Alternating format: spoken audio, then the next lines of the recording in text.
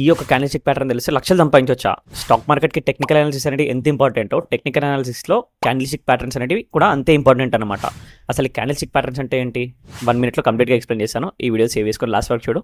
Stock market series day 12. అసలు candle stick pattern అంటే ఏంటి అంటే, ఏదైతే క్యాండిల్ యొక్క ఓపెనింగ్ అండ్ క్లోజింగ్ లో అండ్ హై ఉంటుందో, ఓపెనింగ్ కన్నా క్లోజింగ్ అనేది మీద ఉన్నట్లయితే దాన్ని మనం గ్రీన్ క్యాండిల్ అంటాం. అదే క్లోజింగ్ అనేది ఓపెనింగ్ కన్నా కింద ఉంటే దాన్ని మనం సింపుల్ గా రెడ్ క్యాండిల్ అని అంటాం అనమాట. సో ఈ గ్రీన్ క్యాండిల్ ఎప్పుడు ఫామ్ అవుతుందంటే, బయర్స్ అనే వాళ్ళు ఎక్కువగా ఉన్నప్పుడు గ్రీన్ క్యాండిల్ ఫామ్ అవుతుంది. అదే రెడ్ క్యాండిల్ ఎక్కువగా సెల్లింగ్ అయినప్పుడు జరుగుతుంది అనమాట. ఈ 2 క్యాండిల్స్ కి కూడా సిమిలర్ గా పైన అండ్ కింద ఒక లైన్ ఉంటుంది అనమాట.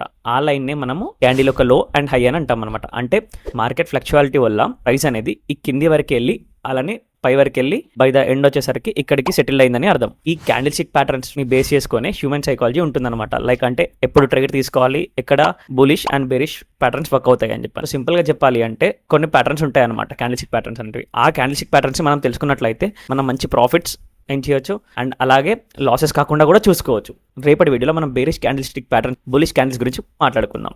సో మరిన్ని స్టాక్ మార్కెట్ ముచ్చట్ల కోసం do follow confuse student for more.